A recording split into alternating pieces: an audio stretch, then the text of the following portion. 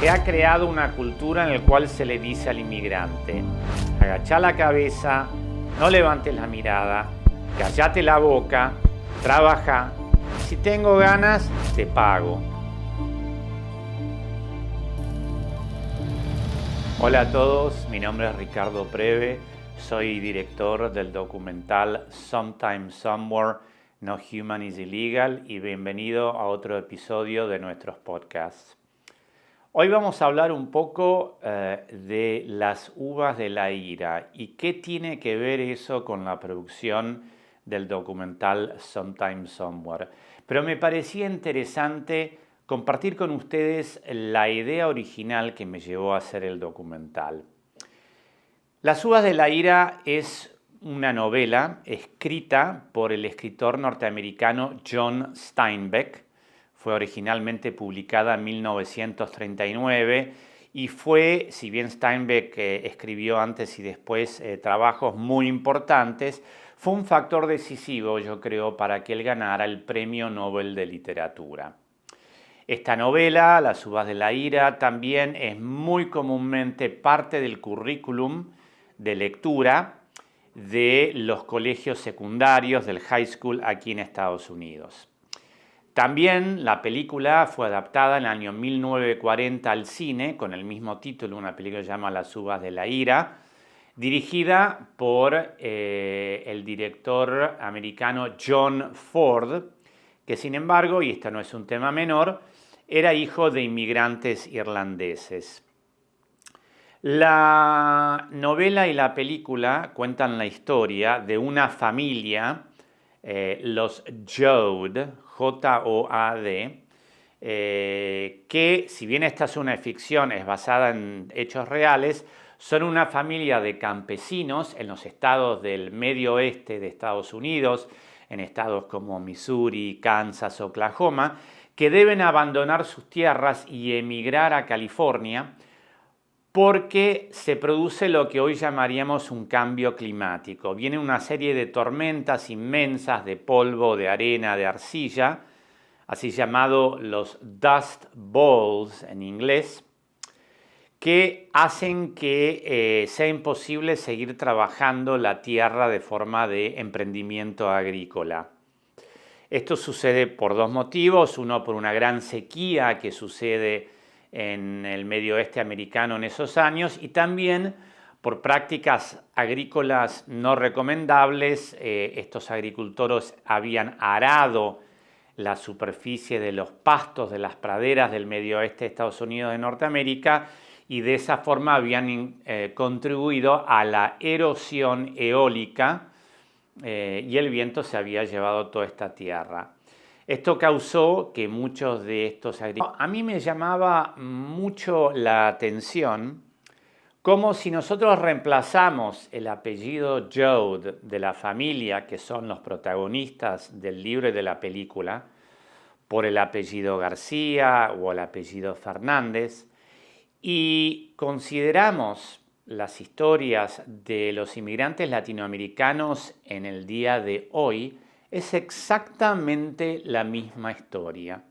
O sea, a mí me parecía injusto, racista, prejuicial, que un país que celebra los inmigrantes de los años 1930, 1940, hoy en día esté condenando a los inmigrantes con esos mismos argumentos que los inmigrantes americanos del siglo XX tuvieron que enfrentar cuando migraron de los estados del medio oeste de Estados Unidos a California. Así que me puse a investigar y a aprender un poco más en la historia de Estados Unidos de Norteamérica, qué han significado los inmigrantes y de qué forma han sido recibidos.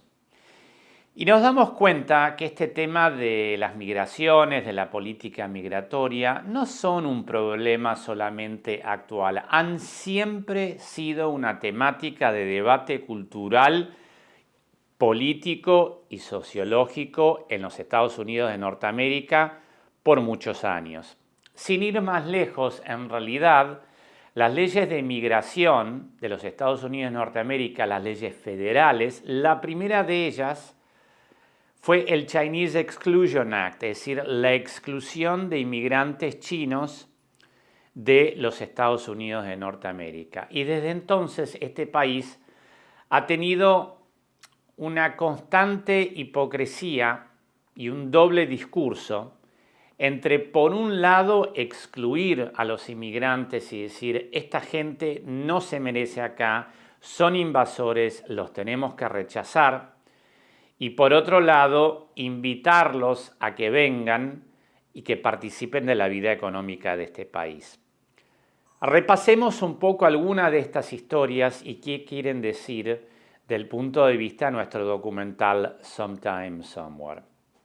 Ya he mencionado el caso de los inmigrantes de origen chino que vinieron justamente de ese país asiático a trabajar en los ferrocarriles. Muchos de los ferrocarriles de este país, sobre todo en el oeste de los Estados Unidos de Norteamérica, fueron construidos por inmigrantes chinos y también trabajaron en la construcción y también en la industria aurífera, en la industria del oro.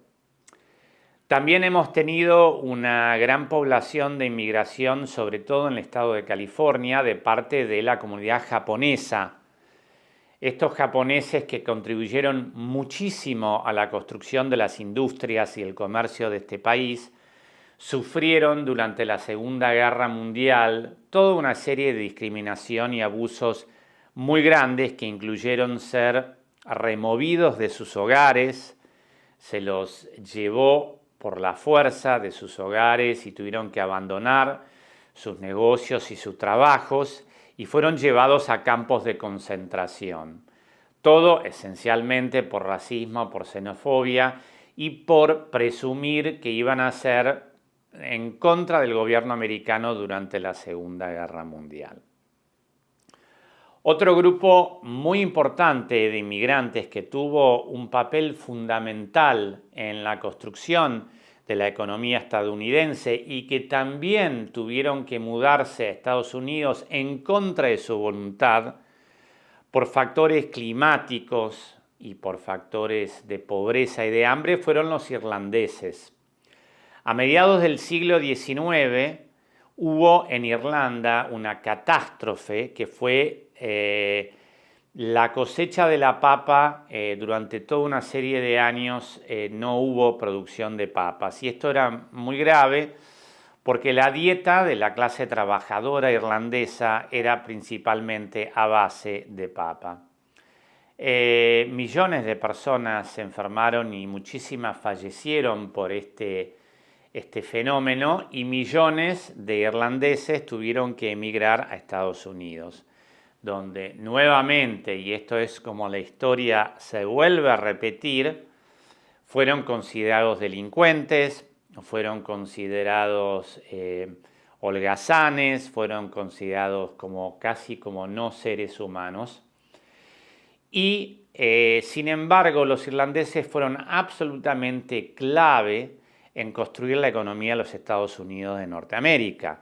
Construyeron puentes, construyeron edificios, construyeron túneles, construyeron realmente la infraestructura de los Estados Unidos de Norteamérica, sobre todo en el último cuarto, en la segunda mitad del siglo XIX.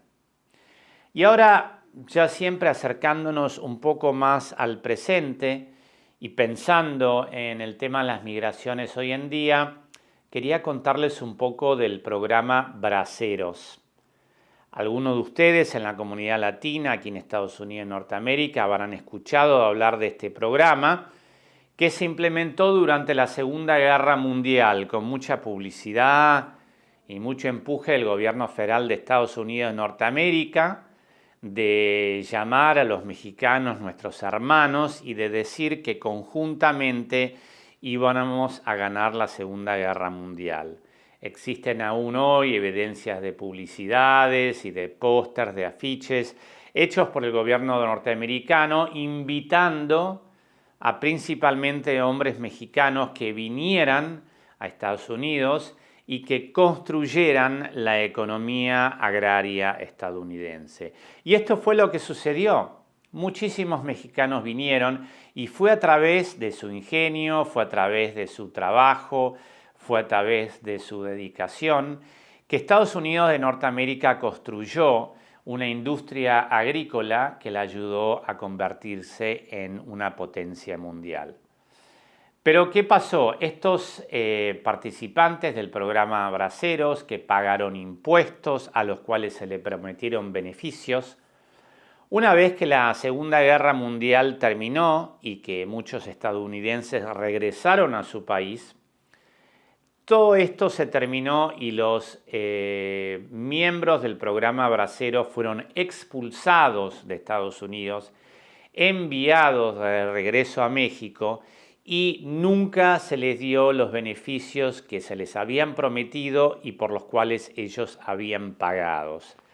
Pero sí se los invitó a que retornaran como inmigrantes indocumentados, o como se le dice aquí, illegal aliens, porque era mucho más fácil tener a esa gente no de forma legal, sino de forma ilegal, y de esa forma esas personas no tienen una visibilidad, no tienen derechos legales, no tienen derechos laborales, y se los podía tratar de una forma que implicaba una facilidad mayor para el empleador y sobre todo una rebaja de costos.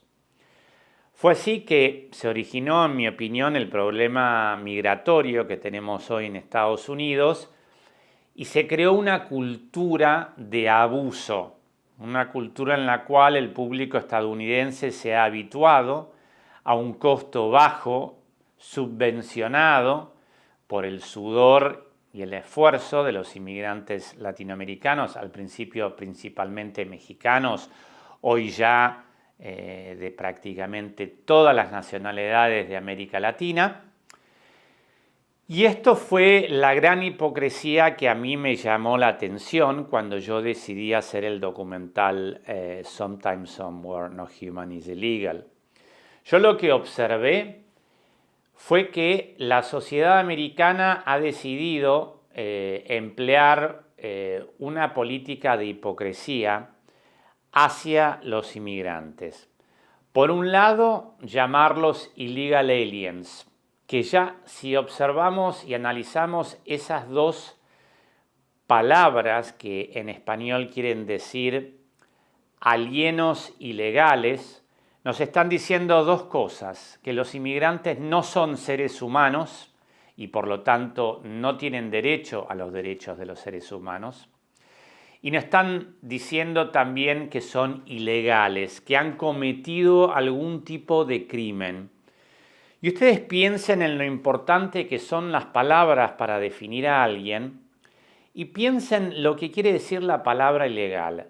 Ni siquiera un asesino, un violador, un ladrón que ha sido encontrado culpable en una corte de justicia de haber cometido un crimen, ni siquiera a esas personas se les dice que son ilegales. Y sin embargo, para millones de personas, se estima entre 15 y 13 millones de personas actualmente en Estados Unidos y Norteamérica que no tienen documentos, que no tienen un estatus migratorio, se asumen que estas personas son criminales. Es realmente un caso único.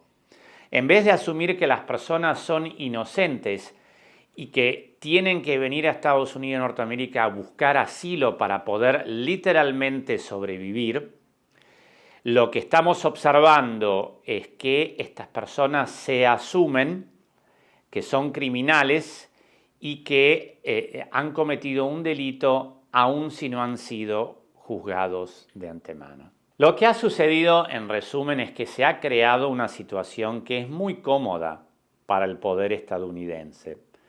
Por un lado, tenemos a políticos que dicen estos son alienos ilegales, son invasores, lo tenemos que echar a todos, hay que mandar al ejército a la frontera con México, hay que construir una muralla, ¿qué nos importa si se ahogan cruzando el Río Grande? No es problema nuestro, vienen acá, consiguen beneficios del gobierno sin pagar impuestos, toda una serie de falsedades. Y después esas mismas personas que critican a los inmigrantes van a un restaurante y piden una comida. una comida que las verduras o las frutas pueden haber sido cosechadas, casi seguramente han sido cosechadas por una mano de obra inmigrante.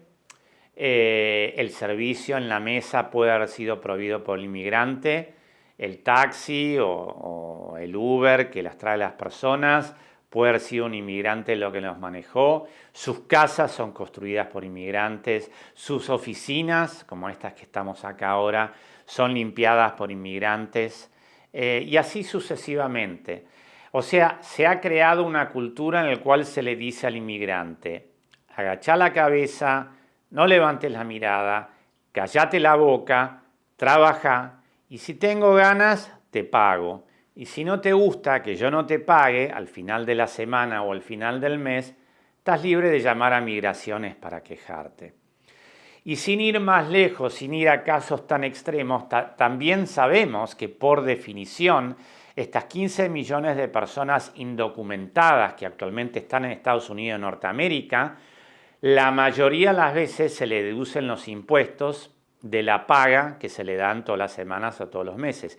Y sin embargo, al no tener un número de seguro social, esta plata nunca va a ser de beneficio para estas personas. Estas personas nunca van a cobrar beneficios por un impuesto que están pagando y es probable que esta plata sea guardada por personas sin escrúpulos y sea en realidad también una estafa al gobierno norteamericano. O sea, tenemos una situación donde millones de personas trabajan en condiciones precarias y de abuso y al mismo tiempo aquellas otras personas que sí son parte del sistema y que sí pagan impuestos tienen costos más elevados debido a esta situación absurda donde decenas de millones de personas no pueden aportar legalmente al sistema previsional de Estados Unidos o al sistema impositivo.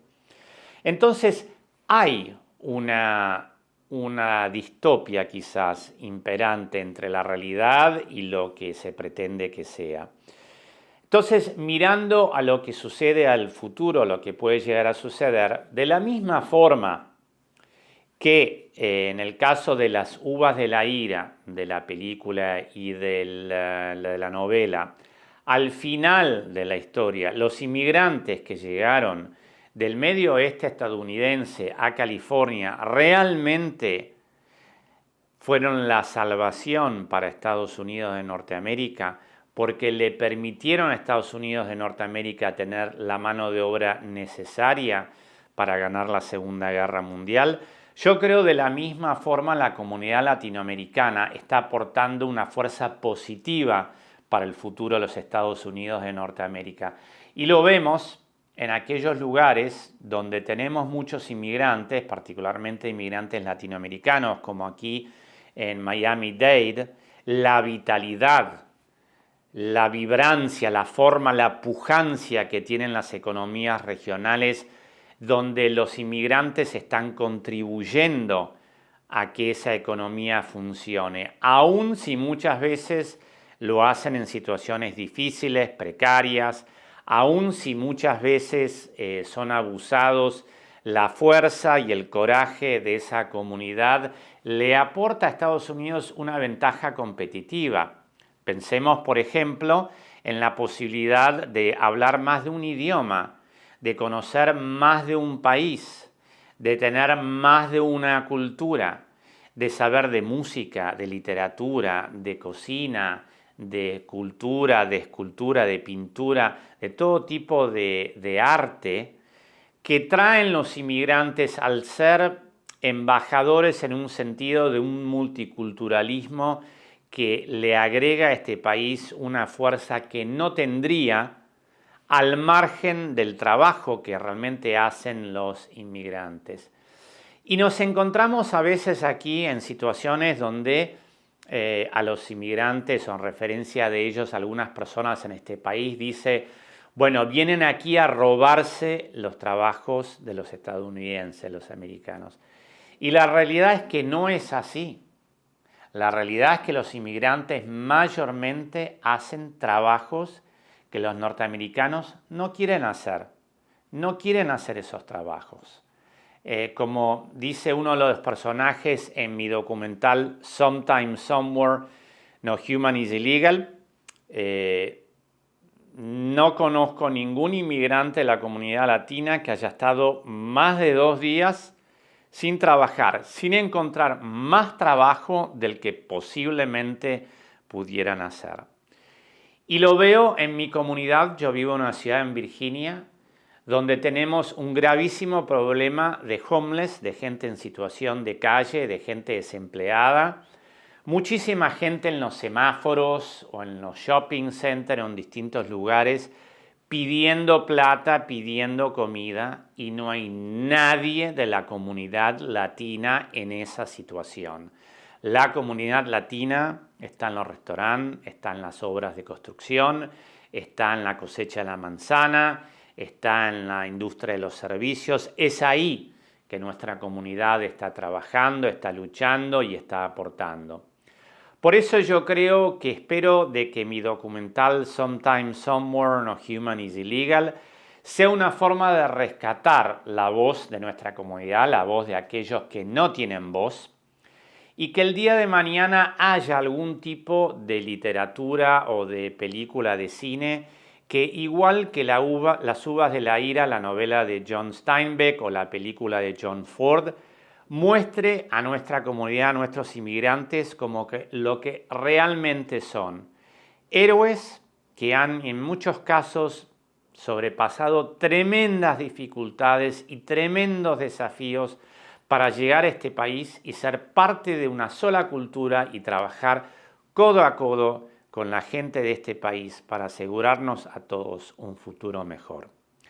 Quería aprovechar el final de este podcast para agradecer a José y a Brian, nuestros amigos de Costa Rica, profesionales. Gracias por haber participado en la producción de este podcast. A María y Gabriela de Mar Communications Group, que han trabajado en este proyecto también. A todo el equipo creativo de Mar Communications y a todo el equipo de Ricardo Preve Films por haber estado juntos en un emprendimiento, hacer estos podcasts que demuestra una vez más nuestra diversidad es nuestra fuerza. Gente de toda América Latina ha trabajado junto para hacer estos podcasts. Yo soy Ricardo Preve, el director del documental Sometime, Somewhere, No Human is Illegal, y les agradezco por haber participado.